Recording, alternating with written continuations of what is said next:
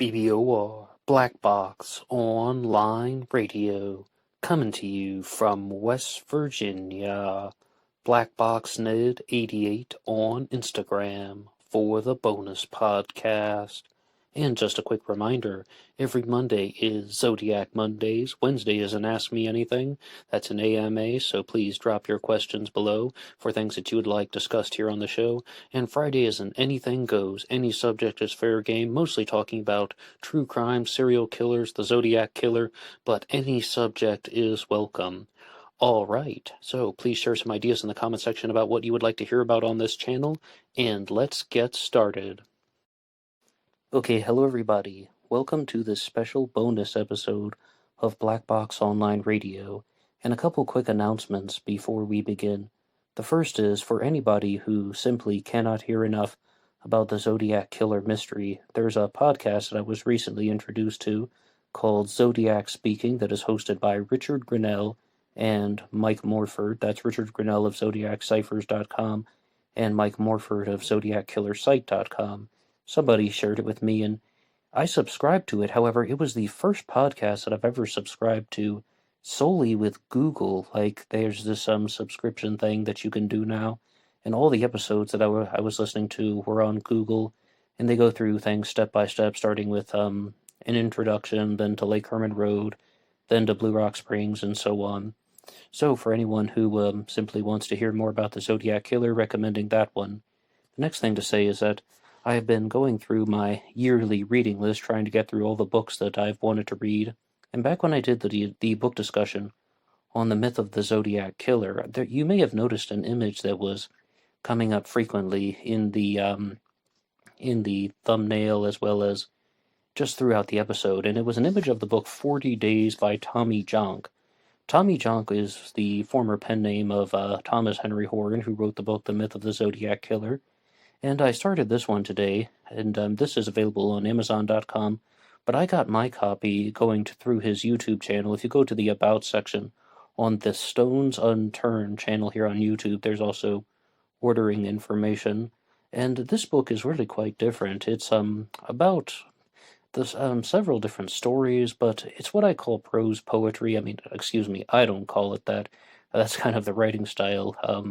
Poetry that is formed into paragraph forms, like written in prose as opposed to traditional poetic verse. I would just like to read something here from page 11. Maybe I want the house next door, maybe I don't, but their Escalade looks just like every other. The lights are on, but nobody's home. Thank Christ. I drive east, Interstate 70, pedal to the metal, pissing Priuses, getting the fuck out of my way, but my heart's not in it. The afternoon's prescription buffet is wearing off. A buggy come down crawls under my skin, disturbing my leather upholstered nirvana. Butterflies are against the windshield. I come to the top of the hill, 7 miles from downtown and home. The city spread out before me like Oz. The sun going down to the last days in a second. I comprehend the coming of the Lord, Father Time, and a boy named Sue. And the daughters of the American Revolution, the family of man. Another second, and I'm over the hill. The book is loaded with many things like that, many paragraphs of that nature. Once again, 40 Days by Tommy Jonk, and you can get it where books are sold. Okay, now on to today's episode. First, giving a shout out to YouTube user Dirt Poor Richard, whom I'm going to be referring to as Richard throughout the duration of this recording. Dirt Poor Richard shared some things with me in the comment section, as well as on one of the posts that I did asking for questions for the Wednesday AMAs. That's an Ask Me Anything, and anybody could put their questions and comments in the section below. And it relates to the recent discovery of the solution to the 340 cipher. In the recent months, David Oranchak, and as well as Jarl Van Eyck and Sam Blake, this team of three primarily, with the assistance of some very, very sophisticated computer software, solved the Zodiac 340 cipher, the Z340. But Dirt Poor Richard has proposed an alternative solution, which may be even more correct. I would like you to be the judge. And I would also say that going to approach this one with an open mind. This was the first email that Dirt Poor Richard wrote out to me here. Hey Ned, I'm a big fan of your videos. I like your approach. You're open-minded to all ideas and do not claim to have superior knowledge of all things Zodiac. I had a feeling you would entertain the idea of watching my videos. A lot of the Zodiac crowd is very negative towards ideas that don't fit their narrative, and they are twice as offended when I tell them I have no interest in the Zodiac case. In fact, I don't even want to make these videos, but I don't want everyone to go another 50 years with the wrong solution. So that's one message from Richard. But if we're going to look at the solutions to the 340 cipher, I think first we should read off David's solution that he came up with, as well as it's really not only David, as we said, Jarl and Sam are also involved with it. First, let's go through that one, and that one reads as, I hope you are having lots of fun in trying to catch me. That wasn't me on the TV show, which brings up an interesting point about me. I am not afraid of the gas chamber, because it will send me to paradise all the sooner, because I now have enough slaves to work for me, where everyone else has nothing when they reach paradise. So they are afraid of death. I am not afraid because I know that my new life will be an easy one in paradise, death. And some other key points is that paradise is, of course, spelled Paradice, and the origin of that is up to debate. Maybe the Zodiac had a family member with that name, and that's how he chose that word, or possibly it could refer to a pair of physical dice, like 1 die, 2 dice, casino gambling man, or it could even be something quite in the middle, that the name Dice was a surname because many people thought that for the longest time that the letters D-I-C-E were referring to somebody's surname. Like, I mean, the first one that comes to my mind is Mark Dice, but I don't want to talk about him too much. Mentioned him a little bit more in the past, not so much recently. But Paradise, I mean, I was alluding to it. That is a relative of Donald Lee Cheney. He had someone in his family tree with that last name spelled the same way, Paradice. But I should digress from that because I think that's going off on a tangent and we want to talk about the 340. Now, Richard's question to me was, do you believe that David's solution to the 340 is correct? I hope you're having lots of fun in trying to catch me. My response to this was detailed in about a 35-minute episode that you can hear on this channel after they made the discovery. The simple response is, it contains all the esoteric Zodiac language, as well as that wasn't me on the TV show talking about the appearance that somebody named Sam did on the Jim Dunbar show, the call-in segment, saying that he is the Zodiac killer. Number one, Brian Hartnell said that that was not the voice that he heard at Lake Berryessa. Number two, they did find out who that was, and was someone who was a mental patient. And I think that this really does seem like everything that is in line with what was written by the Zodiac killer, especially the things about slaves and paradise with the D-I-C-E suffix, talking about not being afraid of death. I hope you're having lots of fun in trying to catch me. When it comes to the ciphers, I think it was Walter who was saying in the comments section that he was mistaken. He thought that the Z408 was the only cipher that was real and the other three were red herrings. I was always divided on it prior to David's discovery. I simply thought that maybe that was the case. Maybe it was true that the 408 had a real solution. I like killing people because it's so much fun, and that the other ciphers had no meaning at all. That they were just duds, more or less. But then I really began to think that if anything, the Z13 and the Z32 would be more likely to have a plausible solution as opposed to the Z340. But I was also somewhat mistaken about that. As I said, I was kind of 50-50 on it. But about this one, could there be anything that would be an alternative? Well, I mean, I have to tell you, I was completely shocked that it would also contain the contemporary line that wasn't me on the TV, meaning that either this person is like a pure parapsychologist and could understand how humanity was going to function months ahead of time. But I thought if there was a solution to the 340, the Zodiac killer would have composed all the ciphers at the beginning. I thought that the Zodiac Killer mystery was just so planned and plotted, calculated even, that he wouldn't have come up with something like the 340 in between the mailing of the 408 and the year 1970.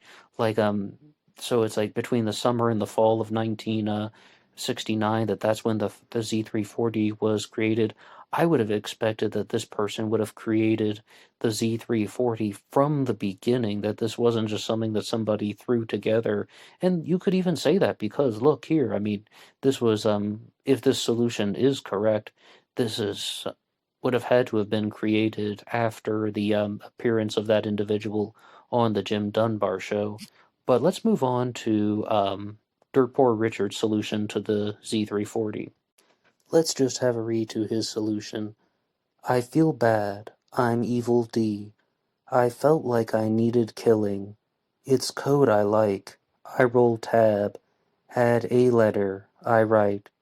Life elitism. I like being famous. Like training my slave. I did like two better. First to kill was Diane. I started telling myself I would kill all. Berryessa and Blue Rock to killing a kid. I have my days kill. I'd made slaves count. Killed a kid. Florida. Kill and tell all. I killed the girl on Wild Elm. Felt I shouldn't. Kill. Mono Lake. RN. And then signed it off with the Zodiac symbol. With this one, though, you can hear very clearly that Richard's solution identifies the word slaves as well. The word slave is used singular as well as slaves plural. That also seems to be something that is consistent between both of them. And I'm not going to give you everything about this because I want you to watch his videos, and there'll be a link included to his series on the 340 cipher.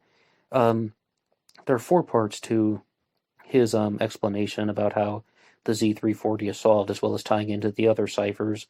The first 3 parts are, I guess you would call, teasers. I mean, like in movie terminology, like the teaser versus the trailer, they're very short. And part 4 is an extended explanation about how he came to this solution.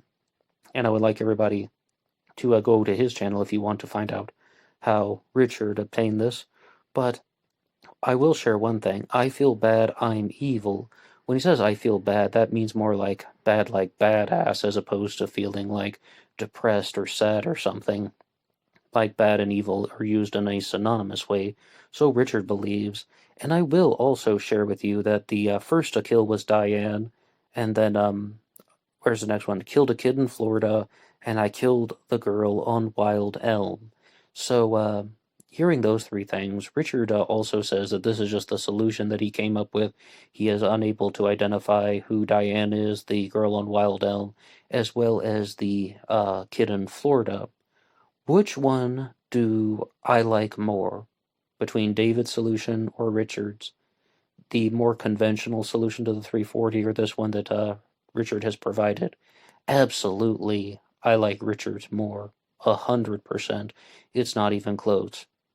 But the thing is, it's not simply about what I like or what I think is more interesting or what I think is more entertaining. Most people seem to think that David Oranchak and the other guys have solved the 340, and that is the most credible solution out there. At the time, I definitely thought it was the most viable solution, much more so than Kelly Marshall's, or perhaps some of the other ones out there. Even me, Ned from BlackBoxOnlineRadio, has a proposed solution, and that was when I was putting forward the possibility that the 340 wasn't even a real cipher, it wasn't even a real cryptogram, it was a hieroglyphic story. You can hear that episode on this channel as well, but I'll read it one more time. I feel bad, I'm Evil D, I felt like I needed killing. It's a code I like, I roll tab, I add a letter, I write, life elitism, I like being famous. Like training my slaves, I did like two better. First to kill was Diane. I started telling myself I would kill all. Berryessa and Blue Rock to killing a kid. I have my days. Kill. I'd made slaves count. Killed a kid, Florida. Kill and tell all. I killed the girl on Wild Elm. I shouldn't. I killed Mono Lake RN. So, The reason why I like this one more is because it continues the mystery. Some people in the comment section, after I did my response to David's solution to the 340, said, "Drink more Ovaltine, please." And if you don't get that reference, I can't help you. But that's pretty much all it is. It's not helpful. It doesn't add anything. You don't learn anything about the Zodiac's identity. With Richard's solution, the reason why I said that I definitely think that this is one that I feel more connected to is because it's firstly identifying place names, Berryessa and Blue Rock, as well as talking about the first victim was Diane. The Zodiac killed a kid in Florida, and as well as killing a girl on Wild Elm. Yeah, I killed the girl on Wild Elm. So I mean that could either very easily be referring to a place named Elm Street, or perhaps Elm is mentioned in a different way, maybe something to do with elm trees, but it gives you something that's a little bit more thought-provoking, and you can also explore something. There's very little to explore in the more conventional solution to the 340 cipher, where it's just like slaves, paradise, okay, you're not afraid of the gas chamber. That is just someone being braggadocious, where they're like, oh yeah, by the way, I'm not afraid of anything, and I also can't spell the word paradise. Did you notice that? Did you notice that I misspelled the word paradise? I mean, that's just one of the few consistencies in the entirety of the Zodiac Killer mystery, that the Zodiac is misspelling the word paradise. But I also had some follow-up questions for Richard that we were discussing via email. And before I read off his responses, I need to share one more thing. Richard has connections between all of the Zodiac ciphers, the Z340, which we've been discussing, the 408, the Z13, the Z32, and the Z18, which is the final line of the 408 cipher that has yet to be uncoded. And it may even be error. Some people think that the final line of text in the 408, which Richard likes to refer to as the Z18, has no meaning, but some people think that it was genuinely a mistake that was made by the cryptographer. Okay, so I watched Richard's videos, right, and I went through all four of them, and then I responded to him. As I said, if you want to see how he obtains this solution to the Z340, please watch his series at the end of this episode. But I wrote some questions to him because he pulls up a particular name that he seems to get over and over from the ciphers, and that name has four letters in it, R, O, S, and S. And already you can see that this is going to be going toward Ross Sullivan as a Zodiac Killer suspect. So question number one was, on a scale of 1 to 10, how certain are you that Ross Sullivan was the Zodiac? Question number two, why do you think your solution is correct and David Oranchak's is wrong? Question number three, at the end of your video, you said you weren't sure that Ross Sullivan committed the Zodiac murders. If he murdered anyone, well, how many victims did he murder? And question four was, does the Mono Lake RN at the end of the 340, that's the final line in Richard's solution, does that refer to Donna Lass? And number five, you cite a few names, Diane, Florida, and Girl on Wild Elm. Any guess to what these mean? And I think I've already answered question number four, so, excuse me, that was question five, yeah, that he claims that that is more of the solution that just came out. Not sure what those necessarily mean, but I think that even still, though, that does give you something that you can investigate, where it's the idea of planting a particular lead that whereas with the solution that David came up with, there's no information there. There's nothing you can investigate further, and it's not even suggesting it anything to be precise, unless there's some type of very super specific meaning only to the Zodiac Killer. Okay, so Richard replied to my questions by saying, I'll answer your questions. On Ross Sullivan writing the codes, I am 100%, or 10 out of 10. I'll continue to show how his name pops up throughout my videos. It's hidden in the Z340 code, his full name. His first name is in the Z13, his full name is also in the Z18. As far as Ross killing anyone, I don't know. He was a mental patient, and he wouldn't have been the first person to admit to a crime that he didn't commit. I need more proof. However, I admit that he is the best suspect for the Sherry Joe Bates murder. I should not say that David Oranchak's solution is wrong. He has produced a solution, which is more than anyone else did in the last 50 years. He should be commended. After all, it was me who says that there is a third message there. Maybe David found it already, so I can't say he is wrong. And, I mean, people have discussed this a lot in the comment section, even here on this channel. They think that, alright, there are, multiple solutions to the ciphers. As far as my solution being correct, it will prove itself throughout my videos. When I'm finished, people will decide. I assume that, the Zodiac is referring to Donna Lass at the end of the 340. That's one of the reasons I don't think Ross did it. Either he's lying or he got the details wrong or giving clues to the whereabouts.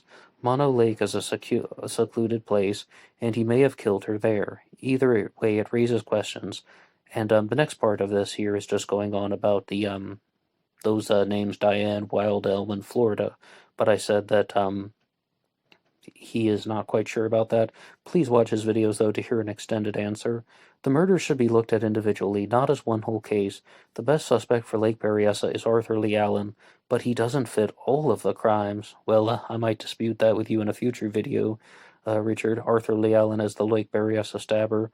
Lawrence Kane is the best suspect in the Donna Lass case. That comes up time to time, but I don't even want to say too much about that now.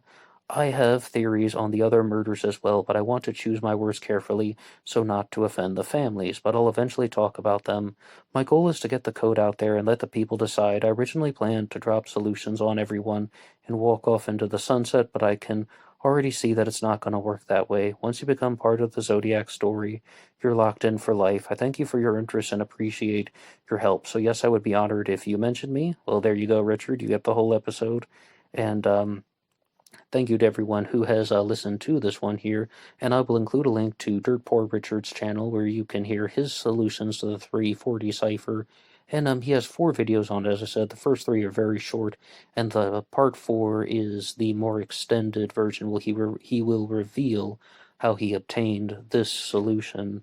And the important thing to remember is, just because I like one solution more does not mean that's actually what the Zodiac intended. I do see that there are specific places in Richard's solution, Lake Berryessa and Blue Rock, as well as talking about, well, various place names. Florida, maybe Wild Elm is a place, or something. But Mono Lake, there are lots of specifics that are in Richard's solution. I definitely prefer that one, but my preference doesn't mean that it's the actual one that was created by the Zodiac. And think about all the other specifics that we said in David's solution about that wasn't me on the TV, slaves in paradise, with the Zodiac spelling of paradise. Many specifics as well. What do you think? Please share your ideas in the comment section below. Say anything you would like about the Z340. You can also weigh in on maybe some other solutions. Kelly Marshall provided hers, as well as I even made an attempt to solve it. Robert Graysmith has also weighed in on this, about his solution to the 340 cipher. Put anything you want in the comment section below. If you liked the show, you can hit the like button and always subscribe, and you can follow on Instagram at BlackBoxNed88. You can also follow me on Facebook, and the link is posted in the description box here, and anybody can write the show at BlackBoxOnlineRadio at AOL.com, as well as seeing you guys on Instagram for the bonus podcast. Until next time.